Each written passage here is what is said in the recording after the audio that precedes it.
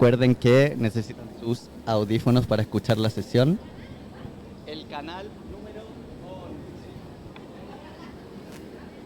11. ¿Escuchan bien? Por favor, si pueden escuchar. Gracias. Por ahí, Marian.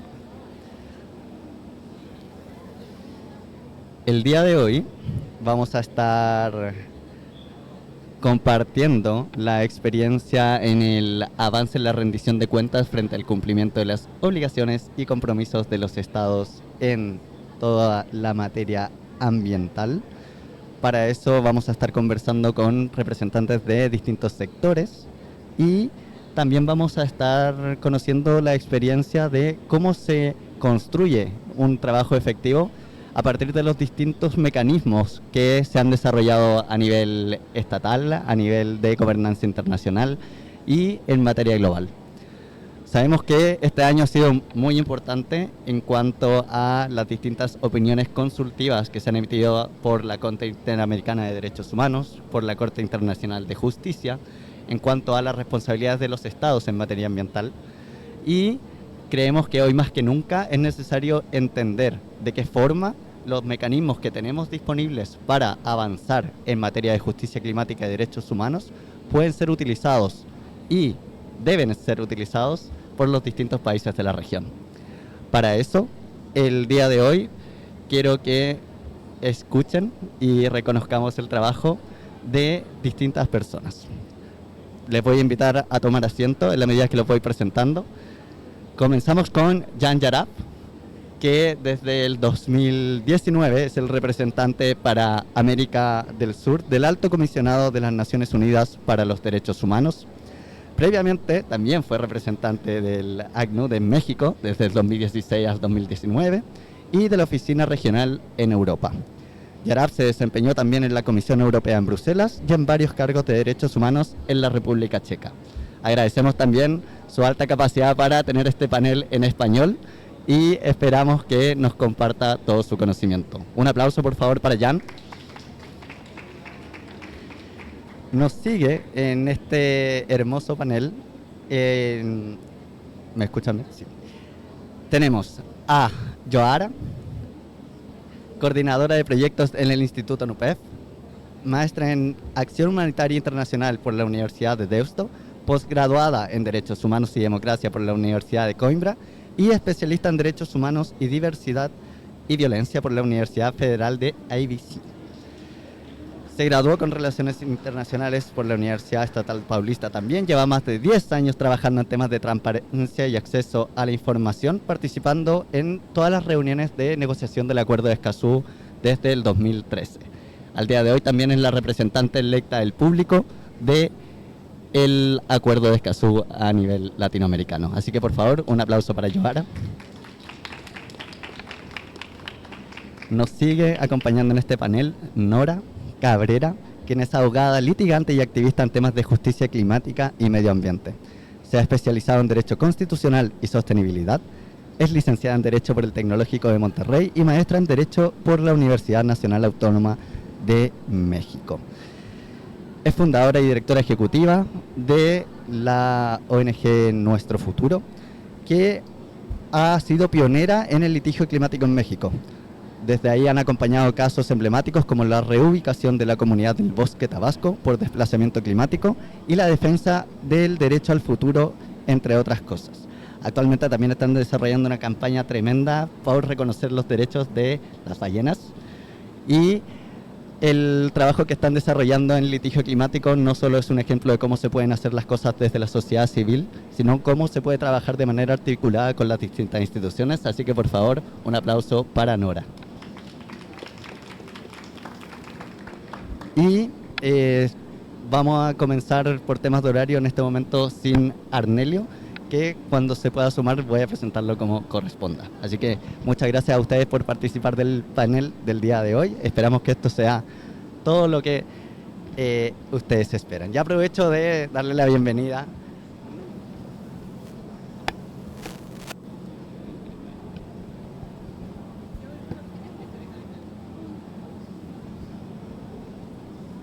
Ahora sí.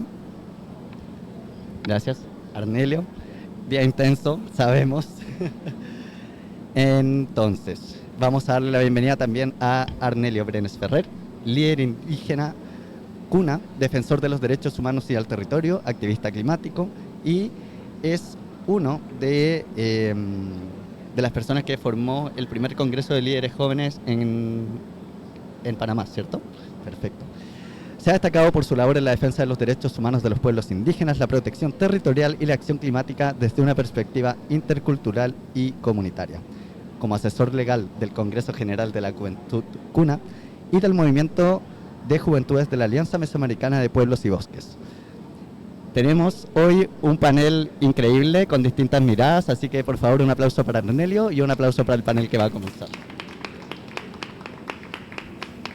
Entonces, creo que por ahí tenemos otro micrófono disponible.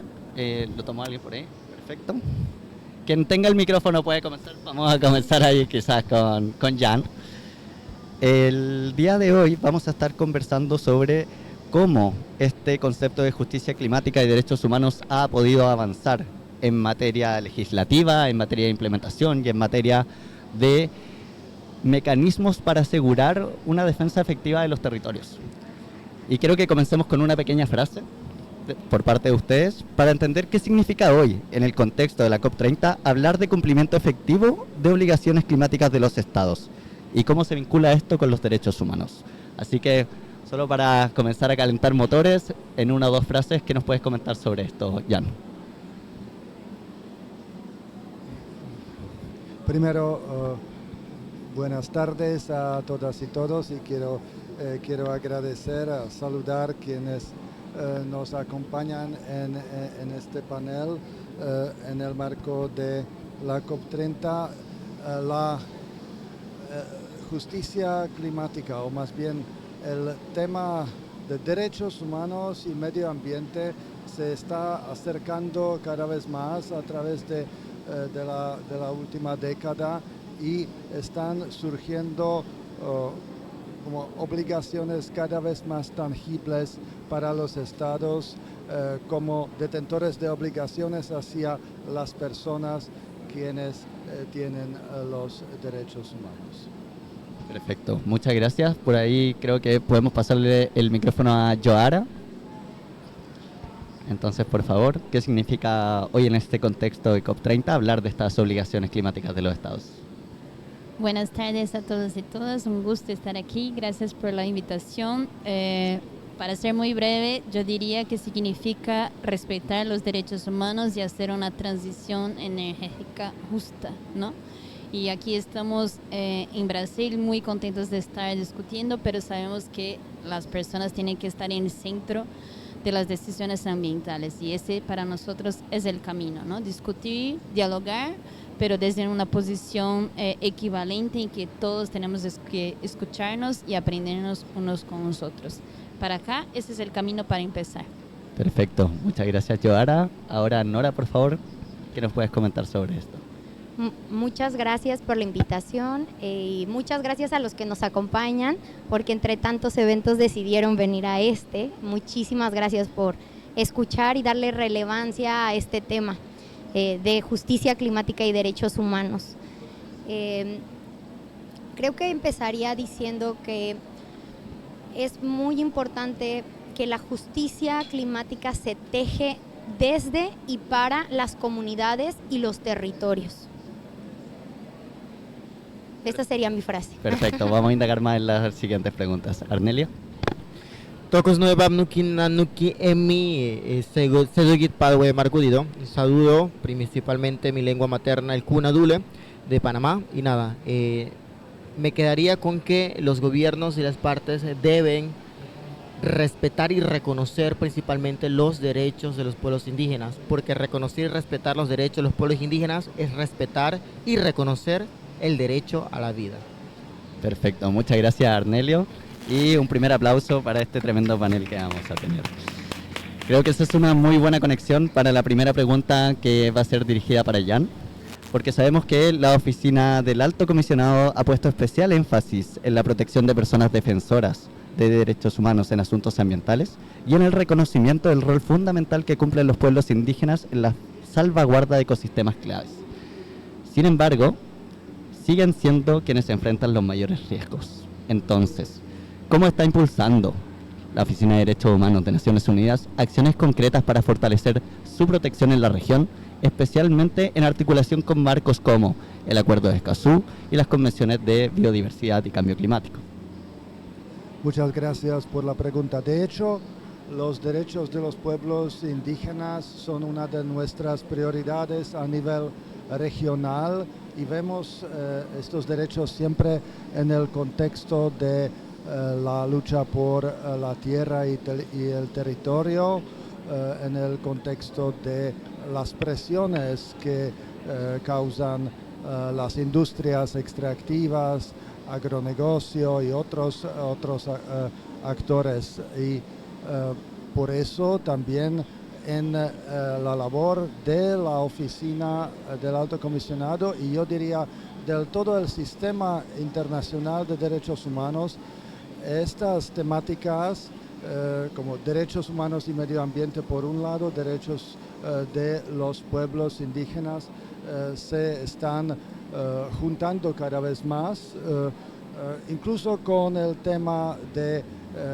empresas y derechos humanos, porque no podemos olvidar que también las empresas tienen obligaciones en materia de derechos humanos. En los últimos años el mundo además ha avanzado en reconocer que también la crisis climática como tal es no solo un tema ambiental, sino también un tema, una crisis de derechos humanos.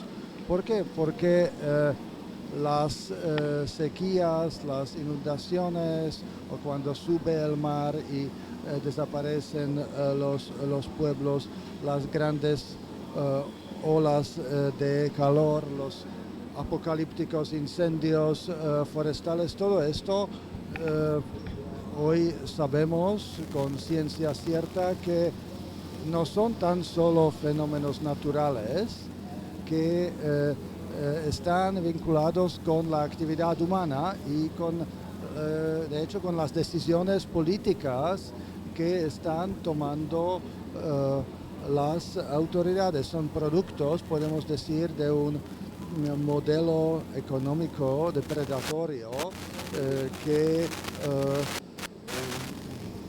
tiene como énfasis en las ganancias y explícita o implícitamente trata a muchas poblaciones humildes, vulnerables, como descartables. Y por todo eso, una perspectiva de derechos humanos es muy importante, porque exactamente por esta asimetría de fuerzas socioeconómicas y políticas. Es esto que nos convoca. Y sabemos que desde 2022 la Asamblea General de las Naciones Unidas reconoce formalmente el derecho de toda persona a vivir en un medio ambiente limpio, saludable y sostenible.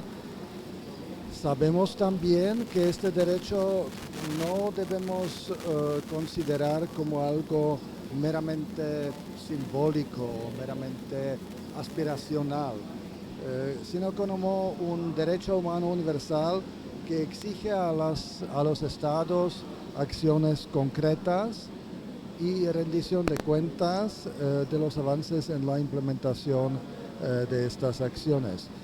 Esto significa que este derecho y sus elementos sustantivos son condiciones necesarias también para el disfrute de otros derechos humanos como la salud, la alimentación, la vivienda, la educación y por supuesto la vida misma. Y por eso integrar los derechos humanos en la acción climática ya no debe ser percibido como meramente una opción, sino una obligación legal, una obligación moral también.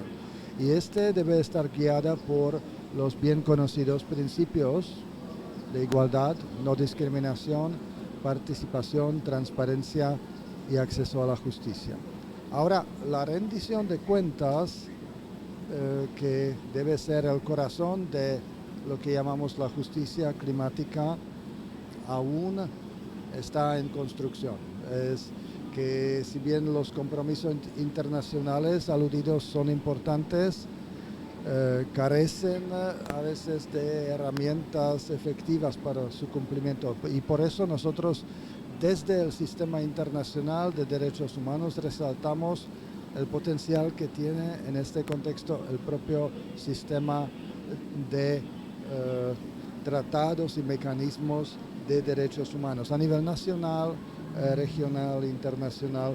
Pueden ofrecer vías concretas y claves para exigir responsabilidades a estados y empresas. Y en ese contexto quiero mencionar el Acuerdo de Escazú. Vamos a escuchar más sin duda sobre el Acuerdo de Escazú, pero decir que no solo representa uno de los avances más significativos de América Latina y el Caribe en miras a garantizar el acceso a la información y la participación pública en asuntos ambientales, sino que también fortalece el acceso a la justicia frente a las violaciones de derechos humanos y promueve la rendición de cuentas. Y lo hace considerando a las personas de grupos en situación de vulnerabilidad. Para nosotros, como oficina del Alto Comisionado, es muy importante la mención explícita que hace el acuerdo a las personas defensoras del medio ambiente. Como ustedes sabrán, nosotros trabajamos tanto con la sociedad civil, con las ONGs, pero también con los estados en construcción de mecanismos de protección de personas defensoras de derechos humanos, y también siempre intentamos contribuir a un ambiente propicio a la defensa de derechos humanos, porque bien se sabe que las personas defensoras muchas veces se enfrentan no solo a riesgos por parte de actores no estatales, sino también a formas de hostigamiento e incluso criminalización por parte de las autoridades. Entonces la realidad también nos recuerda que aún enfrentamos enormes desafíos por delante. Y finalmente, si tengo un minuto más, si puedo mencionar que este año tenemos un avance no menor, que la Corte Internacional de Justicia emitió una opinión consultiva histórica sobre las obligaciones de los estados en el contexto del cambio climático, basándose en los hitos ya establecidos por las opiniones consultivas de la Corte Interamericana de Derechos Humanos y el Tribunal Internacional del Derecho del Mar. Y en conjunto estos tribunales afirman que los deberes de los estados para abordar el cambio climático se fundamentan no solo en los tratados sobre el clima, sino también en tratados más amplios, preexistentes, y en el derecho internacional consuetudinario, incluyendo el derecho internacional de los derechos humanos. Entonces, que el alcance de las obligaciones estatales en materia de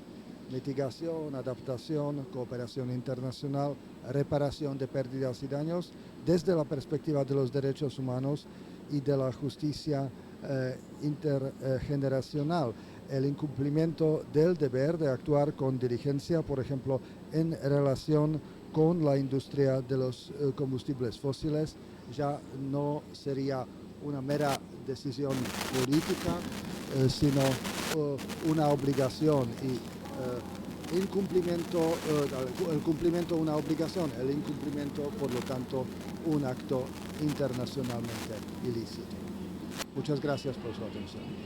Perfecto, muchas gracias, Jan, y creo que es importante entender cuando hacemos este vínculo entre justicia climática y derechos humanos, el entender cómo este derecho a un medio ambiente sano, saludable, habitable, es la base fundamental para poder disfrutar de todos los otros derechos.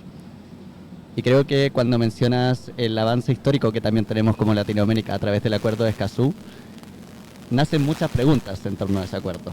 Y va a ser un muy buen pase para lo que vamos a estar conversando ahora con Yoara, allá por favor a la derecha, donde sabemos que a 7 años de la adopción del acuerdo y 4 años después de su entrada en vigor, Escazú representó una promesa muy clara. proteger a quienes ponen el cuerpo en la defensa de la vida. Pero la violencia contra defensores y defensoras continúa y en algunos territorios incluso se ha intensificado. Entonces, ¿cómo evalúas, cómo vemos, cómo percibimos el impacto concreto del Acuerdo de Escazú en la protección de defensores ambientales y en el acceso a la información y participación pública? Entendiendo que hemos estado 4 años en este proceso ya de ratificación más efectiva. Hace poquito Brasil también entró a la lista de países que ratificó. Entonces, ¿cuáles serían los avances más claros y cuáles son las barreras más urgentes a sobrepasar para que este acuerdo sea no solo un gran ícono emblemático de cómo Latinoamérica puede trabajar en torno a la justicia climática, sino que sea un elemento que nos permita mostrar cómo Latinoamérica está avanzando en materia de justicia climática? Bueno, ¿me escucháis bien? ¿Me avisáis? Creo que hay algunos puntos. Primero, no sé si todos y todas que están acá conocen bien el acuerdo. ¿Pueden levantar la mano los que conocen? Bueno, conocen, vale. Esa es la pregunta estándar porque así voy para otra dirección. Y te voy a tener que hacer una pequeña corrección. Brasil ha ratificado en la Cámara de los Diputados en la semana pasada, pero aún nos queda un largo proceso. Esperemos que ese proceso no sea tan largo en términos de tiempo, ¿no? Ahora va al Senado Nacional y así quería hacer una petición, ya que estamos en Belén. Cualquier diputado, senadora o autoridad brasileña que veáis por estos pasillos, por favor, coger la mano y decir Acuerdo de Escazú, aunque sea solo es en portugués, nos vayan. Y así vamos incluso utilizando la COP para hacer una presión, porque de hecho solo hemos logrado la ratificación en la Cámara de los Diputados porque sabemos que hay una presión de la COP. Hecho ese pequeño disclaimer, volvemos a lo que importa, que es mirar a la región de América Latina y Caribe como un todo, ¿no? Como bien decías, tenemos ya 4 años de la entrada en vigor del Acuerdo de Escazú. Y aunque para algunos que somos un poco más jóvenes, pues voy a incluir en los jóvenes, es mucho tiempo, la verdad es que en perspectiva histórica no lo es. Y creo que hay que pensarlo y tomarlo así, porque es un camino que va a requerir mucha energía, mucho trabajo y mucha fuerza y mucha lucha. Porque estamos acostumbrados al estar en el Acuerdo de Escazú, los que se importan con el medio ambiente, los que queremos el desarrollo sostenible, lo que queremos proteger, defensores y defensoras, y ha sido hasta ahora un ambiente favorable para progredir. Pero sabemos, por ejemplo, que en las COPs de cambio climático hay mucha presencia de personas o empresas que no están en la misma línea, y sabemos que ese también es un riesgo para el Acuerdo de Escazú.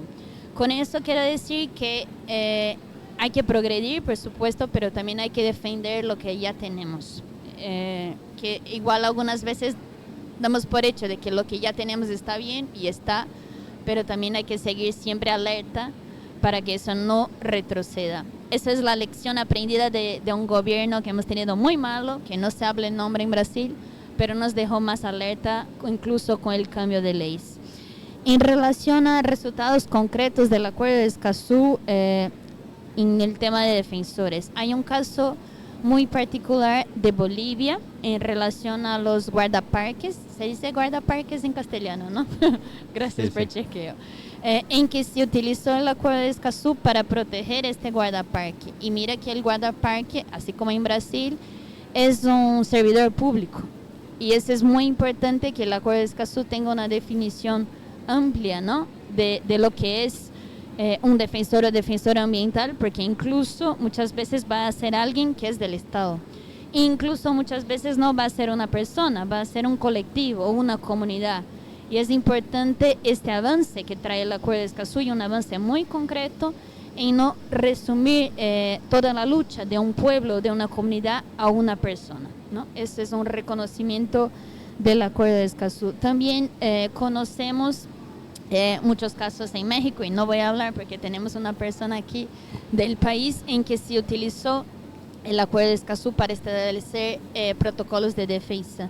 Y en Brasil, justo ayer, estábamos en una mesa con Caroline Moura de Brumadinho, que es un sitio histórico de uno de los mayores crímenes ambientales de Brasil, en que decían que ya utilizaban el Acuerdo de Escazú en las peticiones de acceso a la información para incluso marcar el territorio, ¿no? Mira, cuando se implemente aquí lo está, aunque no sea por ley, es por principios, ¿no? Y queremos que eso de una manera esté presente.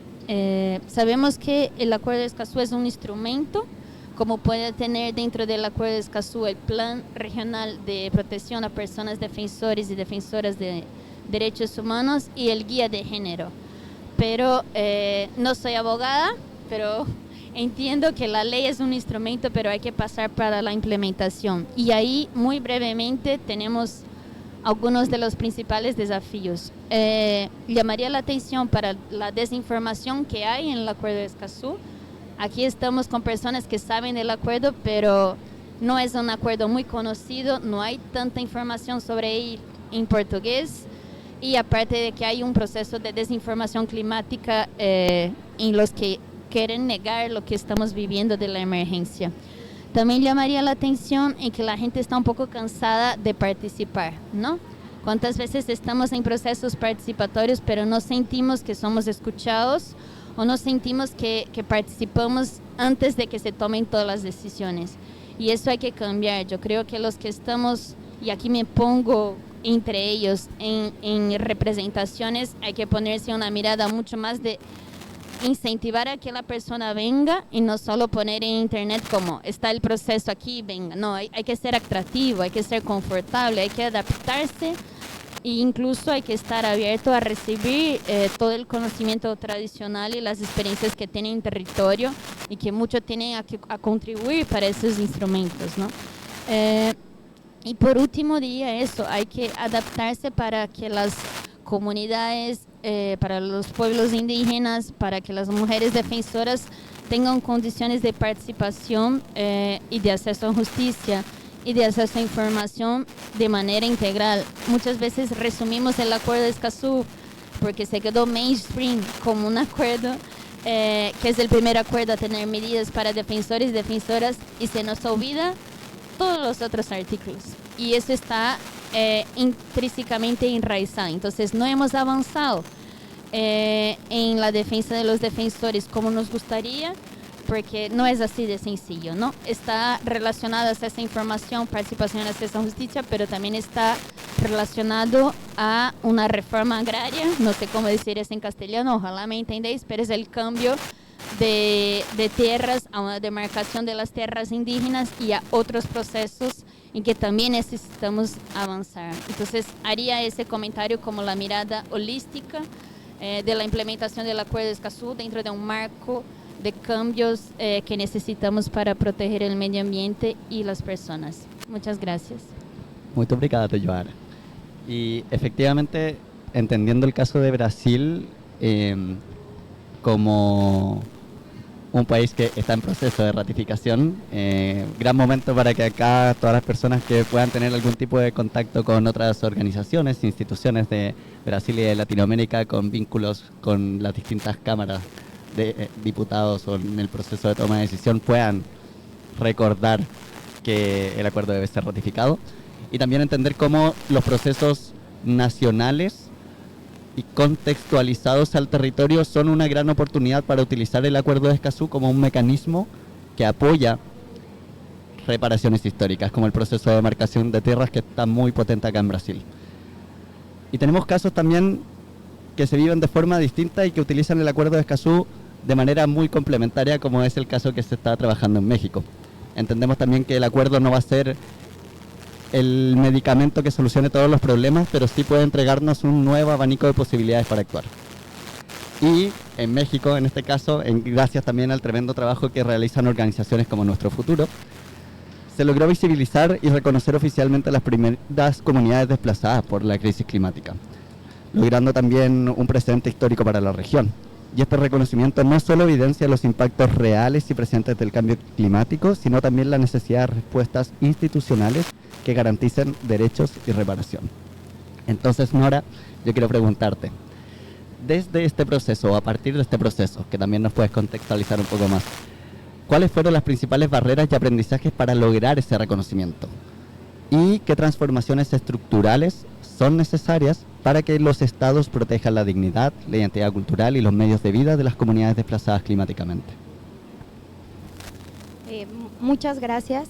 Creo que lo primero es hablar que es un tema de la resistencia, de la fuerza y de la valentía de una comunidad que hizo toda una lucha porque se reconociera este problema, esta problemática regional, específicamente en nuestro país, y se pudiera a esta comunidad poder reubicar en un nuevo territorio, pero que al final, si bien acompañamos desde sociedad civil, es un tema meramente de resistencia comunitaria, porque la resistencia comunitaria que se vive para un proceso de este tipo es enorme.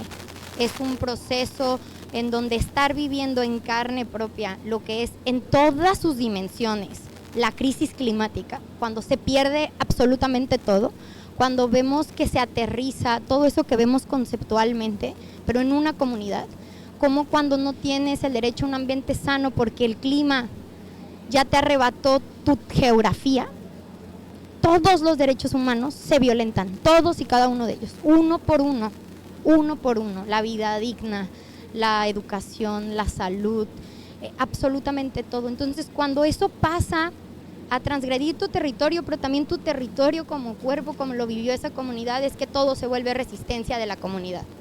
Y que lo que nos toca, y creo que ahí es en donde entra estos dos puntos, y a mí me gustaría, para que quienes no conocen este caso puedan escucharlo de voz de la propia comunidad, si pudiéramos poner un breve videíto que traemos de la comparecencia de la comunidad ante la Corte Interamericana de Derechos Humanos, cuando fueron a explicar su caso, para que se hablara del desplazamiento climático. La Corte Interamericana de Derechos Humanos cita específicamente su caso para hablar del desplazamiento climático, reconoce el caso del bosque como un caso de desplazamiento climático.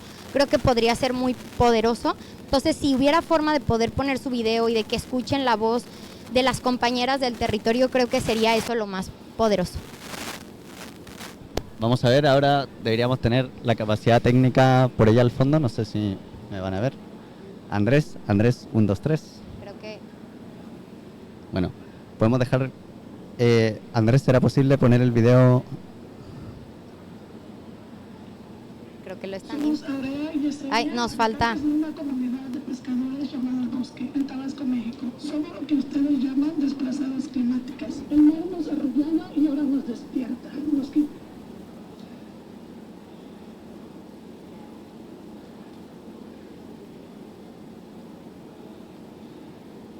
El sueño. No sabíamos a quién acudir. No hay una ley para esto. No hay puertas que tocar. Gracias a Dios llegaron las asociaciones, nos organizamos con ellas y formamos una estrategia. Claramente las respuestas que existen las diseñó alguien en un escritorio lejos de la realidad que vive una comunidad como la nuestra. Pero no nos cansamos de exigir y de alzar la voz por nuestra comunidad y los demás pueblos que injustamente están pagando por esta crisis que no provocamos. Nuestra desesperación y urgencia es porque en 4 días empieza la temporada de huracanes en el Atlántico. Ese miedo del futuro que ustedes sienten cuando escuchan el cambio climático, nosotros lo estamos viviendo. Y hoy, ante ustedes, jueces y juezas, les pedimos que cuando piensen en el aumento del nivel del mar y de la erosión costera, cuando escuchen sobre una tormenta tropical o un huracán en el Golfo de México, piensen en nuestra comunidad y nosotros dos y nuestros hijos. Estamos sufriendo porque el gobierno no quiso hacer su trabajo cuando pudo actuar a tiempo. Hagan todo lo posible, hagan su parte en la historia de la crisis climática. Somos la primera comunidad reconocida como desplazada climática en nuestro país, pero no seremos la última. El testimonio de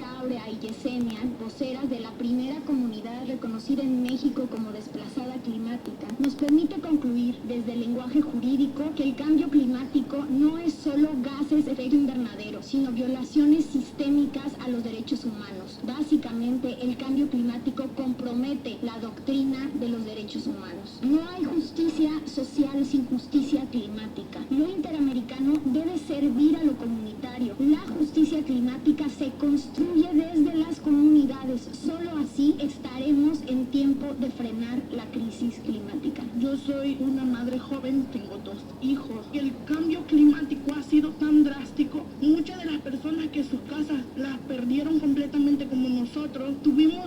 evacuar y rentar en otros lugares donde para nosotros no hay trabajo porque somos pescadores. Nuestros niños tienen que viajar desde la ciudad hasta la comunidad para poder tomar clases y no siempre las hay. Teníamos donde practicar deporte, clínicas, las escuelas, la secundaria, los preescolares. No tenemos absolutamente nada. Todo se lo ha llevado el mar, todo, y nadie de nuestro país se ha acercado a ver lo que ha pasado. Nos han evacuado y nos han tratado pésimo. No es por gusto que nosotros salimos y evacuamos nuestro lugar, es por necesidad. Se ha tomado en cuenta lo de la reubicación, pero no se ha tomado en cuenta de qué vamos a vivir. Nos están llevando a la ciudad donde hay pesca.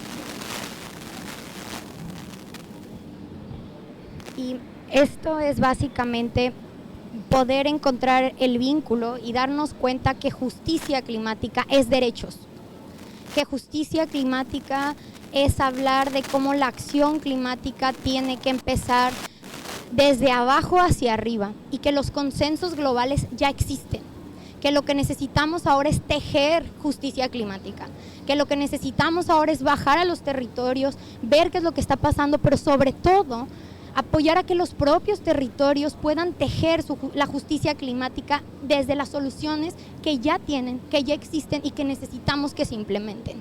Y eso es lo que yo diría que aprendimos desde sociedad civil con el acompañamiento del proceso. Y pues ya no voy a hablar más porque si no me acabo el tiempo. Muchas gracias. Gracias a ti, Nora, y muchas gracias también a Nuestro Futuro por el tremendo trabajo que desempeñan en materia de litigio climático en México. Y creo que lo último que comentas también nos permite acercarnos a todo el trabajo que nos va a poder comentar Arnelio el día de hoy, porque entendemos que esta resistencia que nace desde las comunidades también se articula desde las comunidades.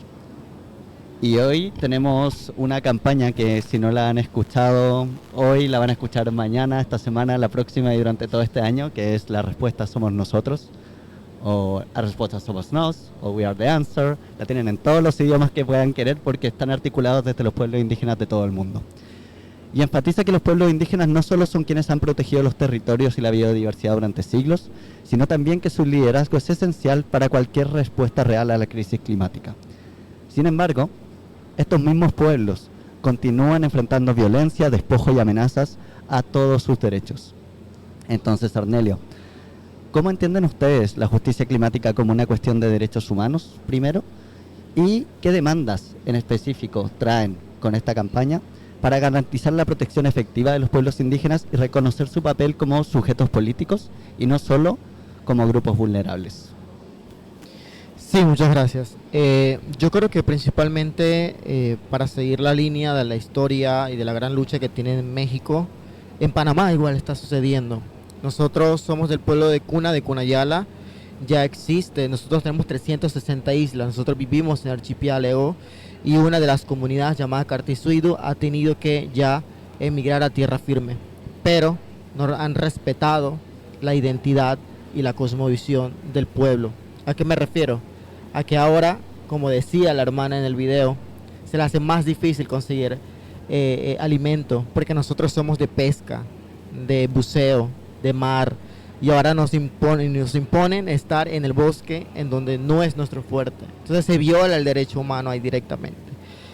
Ante ello yo creo que es prioritario también conocer el contexto histórico a lo que te referías. Nosotros históricamente hemos sido los principales defensores de la defensa de nuestro medio ambiente. Somos los que estamos en primera línea, viviendo en carne propia lo que está sucediendo.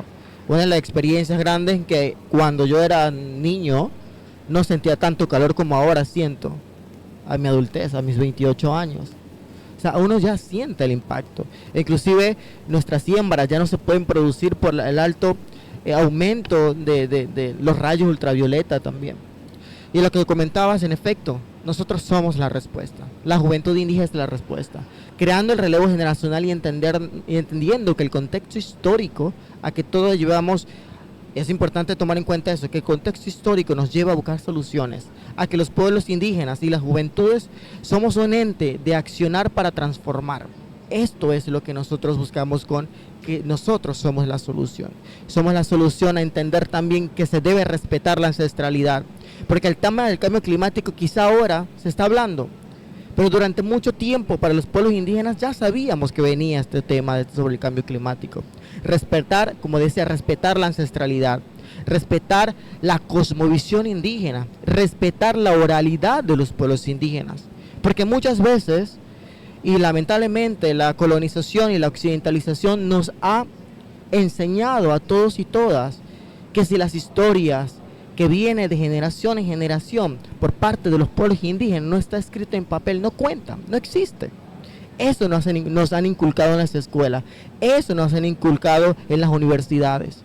Pero quienes vivimos en carne propia y vemos la realidad y que desde hace mucho tiempo nos hablaban del tema del cambio climático, fuimos nosotros los pueblos indígenas, en donde tenemos la acción. Vuelvo y repito, nos organizamos a nivel, por ejemplo, de la Alianza Mesoamericana de Pueblos y Bosques, a la que pertenezco, el Movimiento de Juventudes, y al Movimiento de Juventudes de la Alianza Global de Comunidades Territoriales.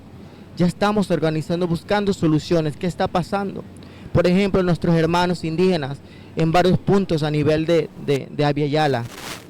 Nosotros lo llamamos Abya-Yala, que es un término que viene del pueblo Cuna, que significa Abya, de sangre, Yala, territorio, tierra derramada de sangre. Esto significa América para nosotros. Y todo esto en defensa de nuestro territorio, en defensa de nuestra madre tierra. Hoy por hoy la juventud está pasando mucha situación por ser defensores ambientales. La justicia climática también tiene que ver con hacer valer ese derecho a la identidad propia de los pueblos indígenas, el derecho a la vida, porque hablar de pueblos indígenas es hablar también de defender a nuestra madre tierra, porque para nosotros los Kuna nos denominamos Anmar Olo Dulemar. ¿Qué es Anmar Olo Dulemar? Somos y formamos parte de la madre naturaleza. Nosotros no estamos por arriba ni por debajo de la madre tierra, somos lo mismo. Estamos dentro del vientre. Nosotros lo llamamos Ologuadule. Ologuadule es la unión de todo un centro, que todos estamos dentro de la madre tierra. Venimos de la entraña, del vientre de la madre tierra. Eso nos enseñan dentro de la oralidad de los pueblos indígenas. Entender desde la oralidad cómo amar a nuestra madre tierra, cómo valorizar y respetar a nuestra madre tierra. Inclusive nosotros, históricamente los pueblos indígenas, cuando vamos a sembrar o vamos al campo, nosotros no lo hacemos por hacer. Nosotros llegamos y decimos: nana, mamá, te pido permiso para sembrar acá. Mamá, papá, gracias por darme tus frutos. Esto es parte, y entender que la ancestralidad y la oralidad de los pueblos indígenas lleva una trayectoria para poder accionar en estos momentos, buscar soluciones. En estos momentos, una de las grandes estrategias que buscamos es la articulación de un movimiento de juventudes a nivel mundial. Que busquemos acciones, como decía el hermano, y comparto eso, que veamos desde los territorios, desde las comunidades, que realmente se busca soluciones. Pero lamentablemente una de las grandes discusiones que tenemos en la COP30 es que el financiamiento llegue directamente a los territorios, que no haya intermediario, porque en la intermediación se pierden todos estos apoyos y no llega realmente a los que estamos de frente. Yo soy uno de los jóvenes que ha tenido durante mucho tiempo, desde el movimiento estudiantil, ahora desde el movimiento juvenil, luchando en defensa de nuestra madre tierra. En el 2023 en Panamá hubo una gran movilización en contra de la minería a cielo abierto, que lo lideriza la juventud, que lo lideriza los pueblos indígenas, y que lamentablemente hubo fallecidos. Y no hace mucho también se criminalizó inclusive a lideresas, y que se desplazó a hermanos y hermanas del pueblo Emberá por defender nuestros territorios. Entonces, entender de que la respuesta son los pueblos indígenas, que debemos entender que tenemos acción desde que nacemos. Y por eso decía desde la oralidad, porque siempre Arnedo habla de la oralidad. Porque nosotros aprendemos por medio de la oralidad. Está el niño o la niña de bebé en una hamaca con la mamá. La mamá en una maraca empieza a cantar, que nosotros le llamamos el canto de arrullo. ¿Pero qué le canta? Hijo, respeta a mamá, o sea, madre tierra. Hijo, respeta a Mubili, la abuela mar. Hijo, respeta a Baba, al sol. Y así vamos aprendiendo e implementando el valor a nuestra madre tierra.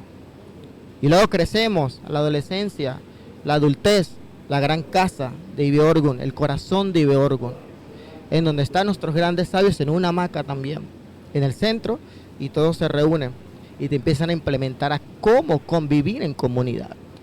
Por eso es importante destacar que la participación de las comunidades y los pueblos indígenas en esta COP30 debe ser prioritario, que la participación de los pueblos indígenas debe ser prioritario a nivel mundial, no únicamente en temas de cambio climático, hablar de derechos humanos, hablar de salud mental también es hablar de pueblos indígenas.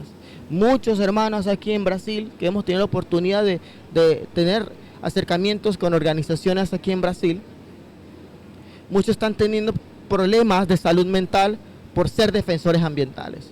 La gran contaminación de los ríos aquí en sus territorios, la contaminación ahora de su siembra, los ha obligado a retroceder. Y esta es la realidad que viven nuestros hermanos a nivel mundial y aquí en Brasil también. Yo creo que es importante esta articulación también entender, vuelvo y repito, que la respuesta somos nosotros, los pueblos indígenas y las juventudes sobre todo. Crear el relevo generacional es prioritario a nivel de todos los ejes que nosotros vayamos a trabajar. Muchas gracias.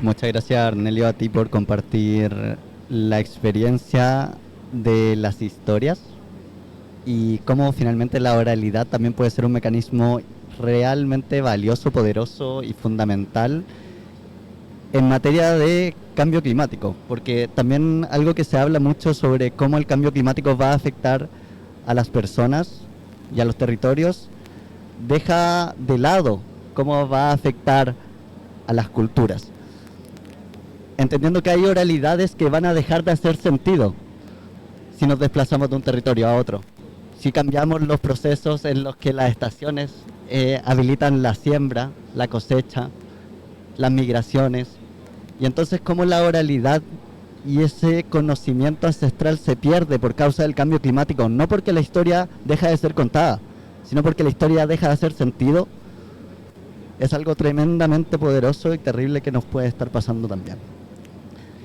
Quiero ahora tener una pequeña ronda de 2 minutos en donde puedan compartir cómo podemos avanzar.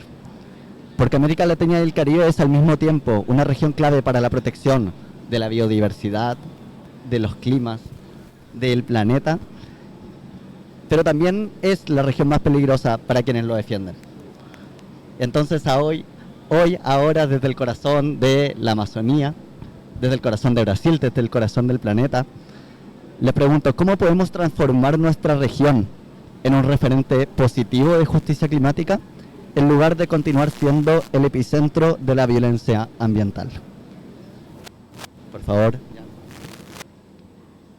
Tenemos que construir sinergias para presionar a los gobiernos y la verdad es que aún falta por visibilizar verdaderamente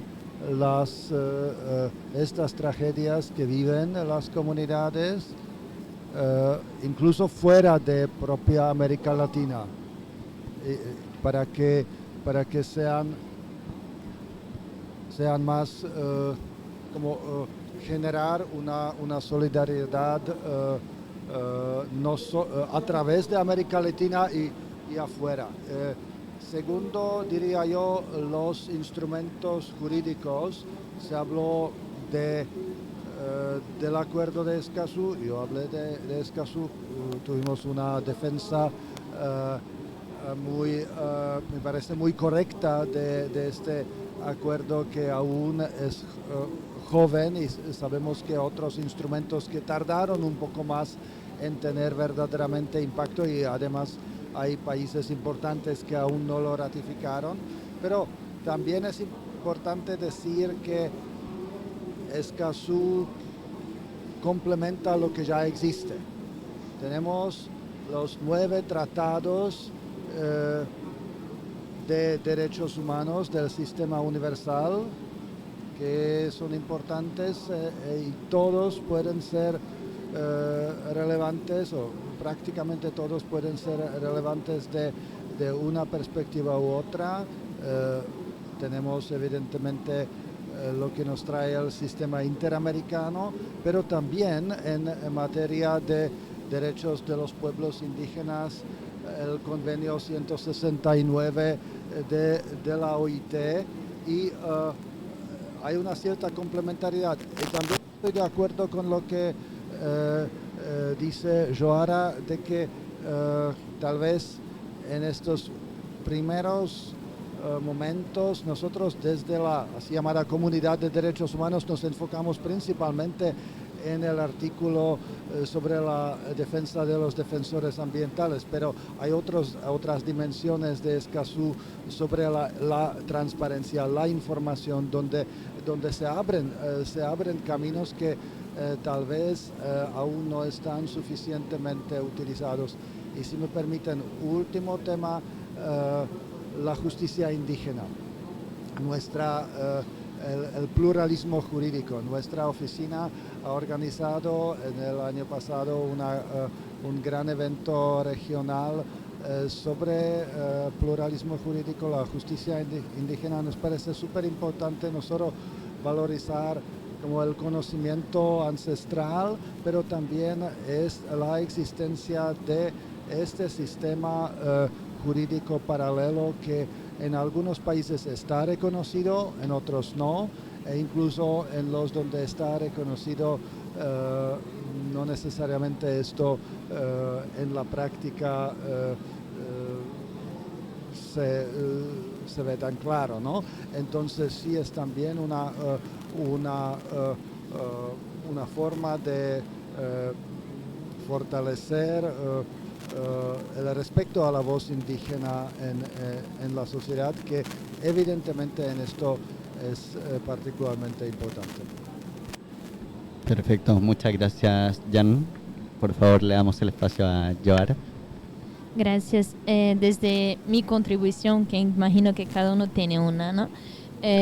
Nosotros desde el Movimiento Escazú y desde mi organización, Instituto NUPEF, creemos que el derecho es la primera parte, el derecho a la política. Ahora vamos por la implementación e incluso hay que trabajar y fortalecer la democracia ambiental, porque estamos en un momento muy complicado de ataque a las instituciones que la preservan, ¿no?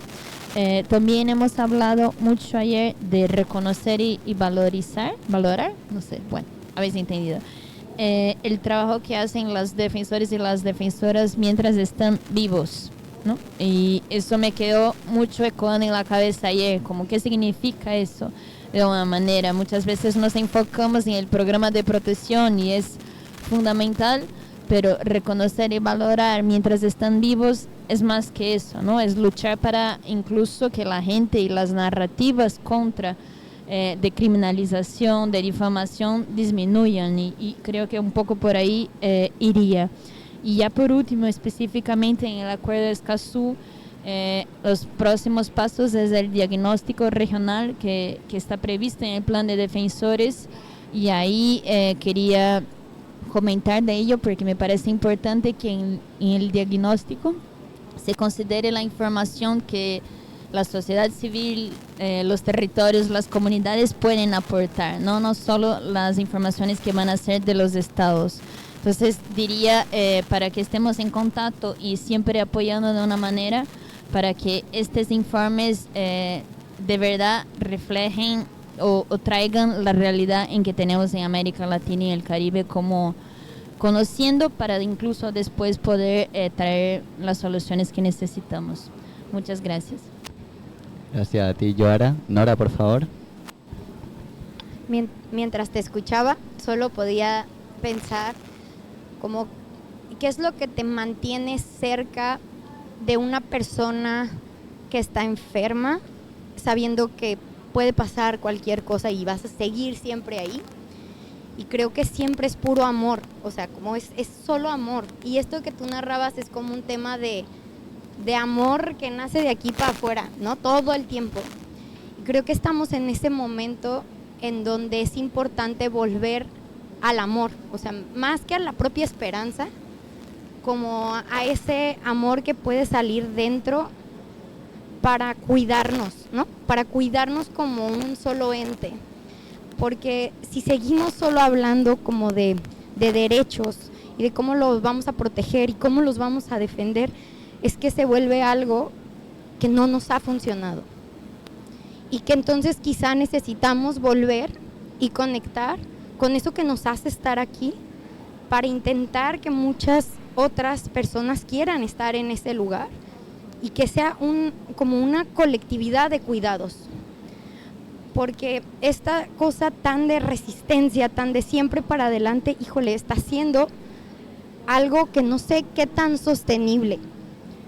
Y bueno, pues, que ahí voy a pararlo porque no pensaba decir esto como conclusión, pero era como lo que podía sentir mientras estabas tú diciendo lo que cantas desde que eres niño. Y creo que necesitamos aprender eso y creo que la solución sí son ustedes, pero que necesitamos acompañarles porque es muy injusto también pensar que todo está ahí cuando ha habido tanta injusticia estructural para que ahora sea como con las mujeres.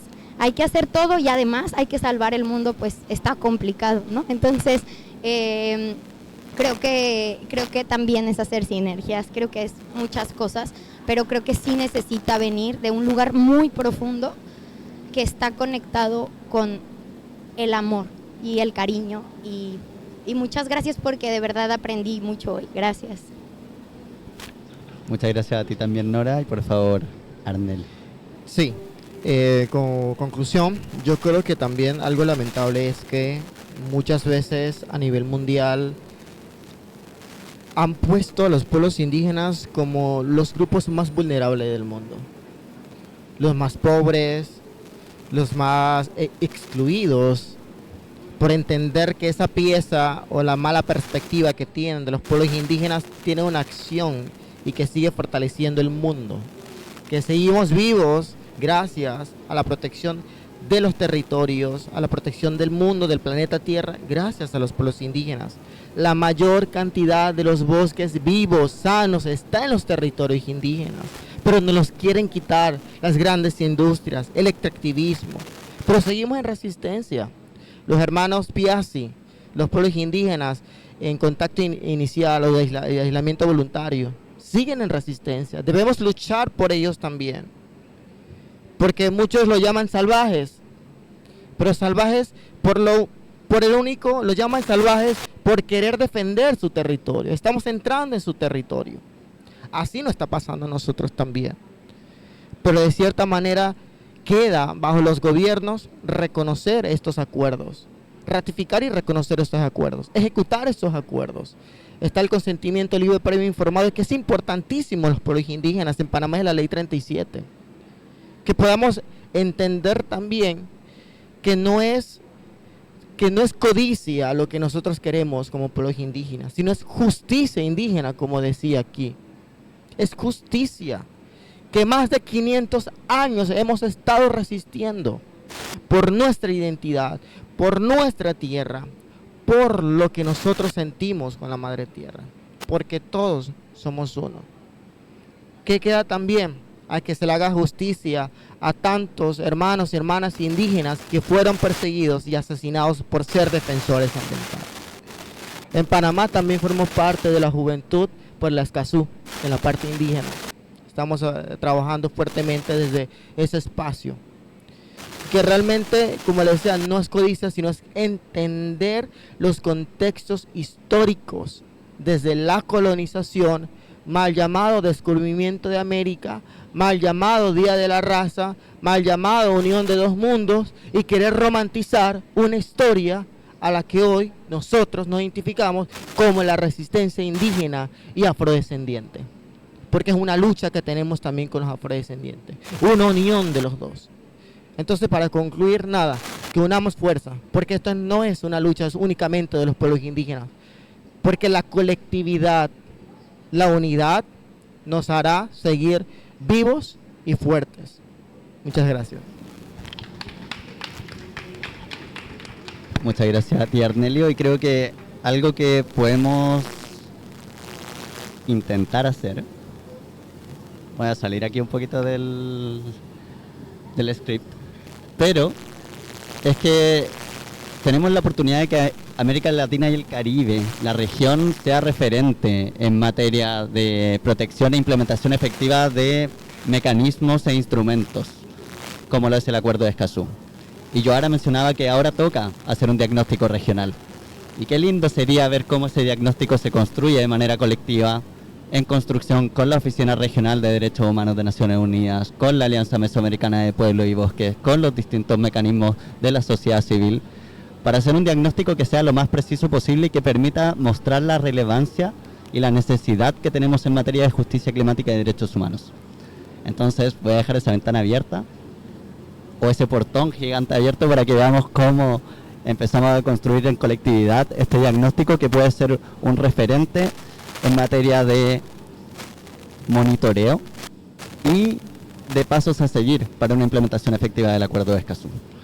Así que muchas gracias por participar en el panel del día de hoy, a el tremendo set de panelistas. Muchas gracias a ustedes por participar también desde el lado de la audiencia, porque la intención es que todo este conocimiento y toda esta información no se quede acá, sino que pueda ser compartido durante estos días de la COP, después en sus países, en sus territorios y en sus comunidades. Así que un aplauso por favor para el panel. Y ahora vamos a ir con una fotito de rigor entre los panelistas.